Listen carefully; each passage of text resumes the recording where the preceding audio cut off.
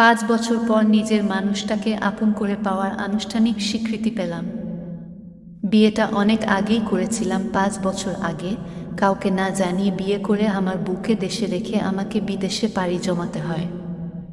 আমার স্ত্রী আমাদের বিয়ের কথাটা কাউকে বলেনি, গোপন রেখে দিনের পর দিন আমার অপেক্ষায় থেকেছে। পরিবারের চাপের কাছে হার না মেনে সমস্ত চাপ সহ্য করে নিজের ভালোবাসার মানুষের অপেক্ষায় 5 বছর কাটিয়েছে।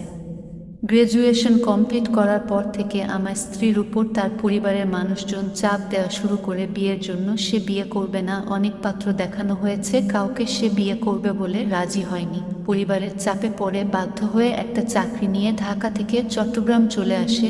পরিবারের মানুষজন তার সাথে যোগাযোগ মোটামুটি অফ করে দেয় পরিবারের অবাধ্য হওয়ার কারণে।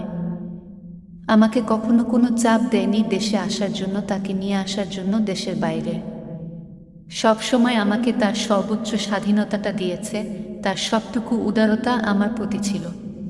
আমাকে সব সময় বলেছে, তোমার যখন সুবিধা হয় দেশে আসো, দেশে এসে আমার পরিবার পরিজনকে রাজি করে দল পরিবারের সম্মতিতে আমাকে তুলে নিয়ে যাও। তার জন্য তোমার যতটা সময় প্রয়োজন তুমি নিতে পারো। আমি ইউএসএতে আসার পর নিজেকে বোঝাতে বোঝাতে অনেক সময় লেগে গেছে, 1 বছর 2 বছর, দেখতে দেখতে 5 বছর। আমি বারবার তাকে বলেছি, তুমি তোমার পরিবারকে আমাদের বিয়ের কথাটা জানাও। সে জানায়নি, সে আমার অপেক্ষায় ছিল। তার আর আমার দুজনের অপেক্ষার প্রহর শেষ হয়েছে। আমি দেশে আসার পর তার পরিবারকে অনেক কষ্ট করে রাজি করিয়েছি। শেষ পর্যন্ত আমার পরিবার এবং তার পরিবার রাজি হয়েছে আমাদের বিয়েতে। গতকাল আমাদের বিয়ের অনুষ্ঠানের কথা শেষ হয়েছে। যখন কাজে অফিসে বিয়ে করেছিলাম তখন আমাদের কাবিন ছিল মাত্র 1 লক্ষ টাকা। পুনরায় আমি তাকে কাবিন করতে বলেছিলাম আরও বেশি টাকা, কিন্তু সে রাজি হয়নি। সে বলেছে টাকা পয়সা কখনো সম্পর্ক টিকিয়ে রাখতে সাহায্য করে না, এটা হচ্ছে মনের ব্যাপার, কাবিন যা আছে তাই থাক।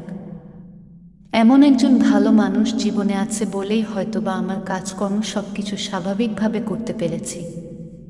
মানসিক চাপ ছাড়া। সবাই আমাদের জন্য দোয়া করবেন, সারা জীবন যেন আমরা একসাথে থাকতে পারি। ভালোবাসার জয় হোক।